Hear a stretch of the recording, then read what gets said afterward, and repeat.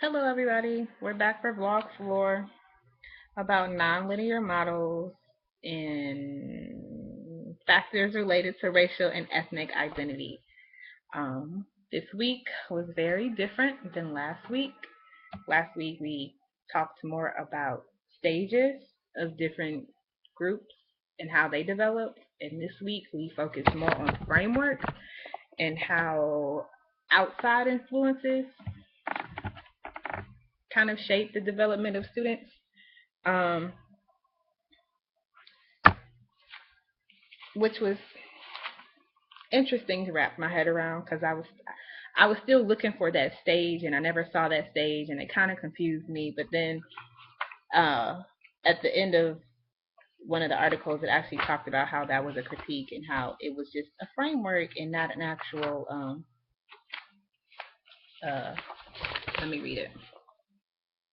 That it only provides a framework and not an actual evolution of identities across time. So I thought that was interesting that we kind of jump ship, but that's okay.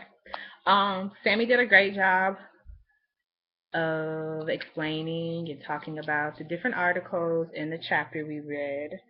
Um, I'm going to follow her lead and talk specifically about the Wren article that kind of highlighted Bronfenbrenner's framework or ecological framework. But before I do that, I do want to say that the True Trubia Truba article about cultural capital was great. I really personally identified and took a lot from that. I think cultural capital is a wonderful thing, and then I also kind of feel like a lot of people other than just minorities can use it. I think that if you're, this is my personal opinion, but like if you do not identify as a majority, i.e., the white heterosexual male, there's always room for cultural capital and basically having those different perspectives of what life is like on the opposite spectrum to me. But moving along to the questions that Sammy posed about cultural and racial classes and if they should be offered on college campuses, if they should be mandatory, who should attend them, or what type of students should attend them. I think the classes is a great start.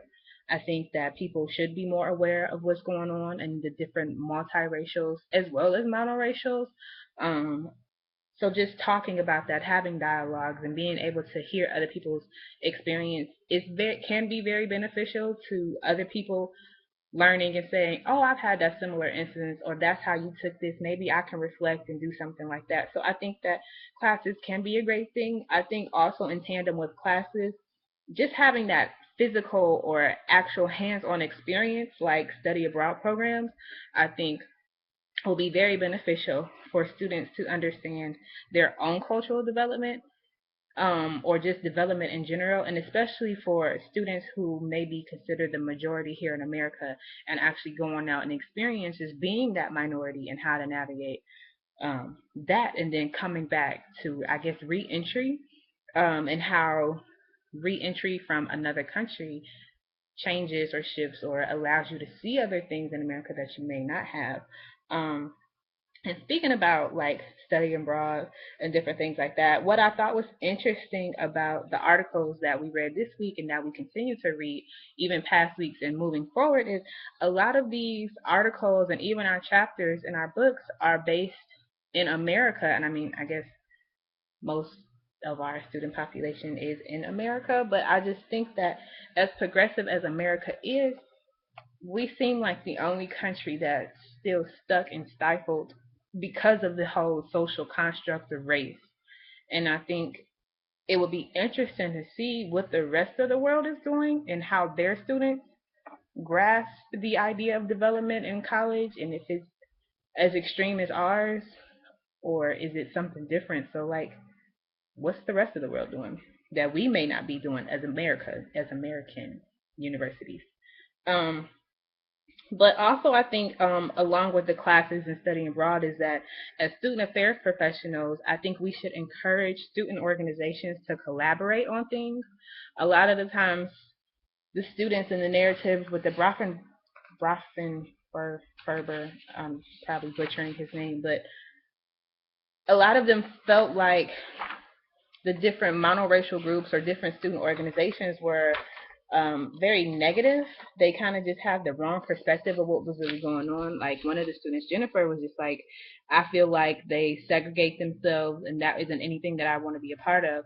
And I think that if they find a topic or something that they can all enjoy to do together or something similar that is in everybody's lives, I think just starting that dialogue between two different types of cultures and trying to bring them together instead of encouraging them to be separate maybe will help them understand a little better about the purpose of these student organizations and the different cultural differences that they have to go through. So as student affairs, just finding out how to bridge and encourage students to collaborate would probably be beneficial. Um, I think another thing that kind of stuck out in this article to me was that we don't really realize how much the macro system of the Grafenferber's framework really affects the development in the environment that affects the development of students.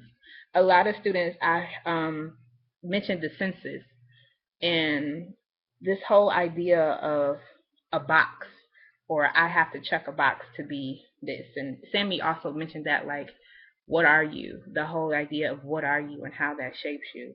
Um, but then what I was thinking is like, although we have like all these different types of ideology or theories and frameworks and different things like that, I feel like at the end of the day, whether you're white, Latino, black, multiracial, biracial, like all these students just seem to want is somewhere or someone who will support them, a group of friends that they can identify with. Maybe not necessarily even always culturally, but just someone they feel comfortable with. And I think it's interesting that even though the support and challenge is very general, it's very relevant to all these different cultures. Um, and it kind of just made me think about the different talks we had last week about, well, it's all these theories and how do we apply this one theory to this one student. And I guess now I'm seeing the struggle of how to apply these different theories and frameworks to such an individualized student when there's so many other environmental factors that occur every day that helps and shapes and molds students. So I'm interested to see what else and what other frameworks and theories that this class has to offer. But so far, so good. Thanks, Sammy, for the readings. For the questions. I hope you all enjoy my response. Bye.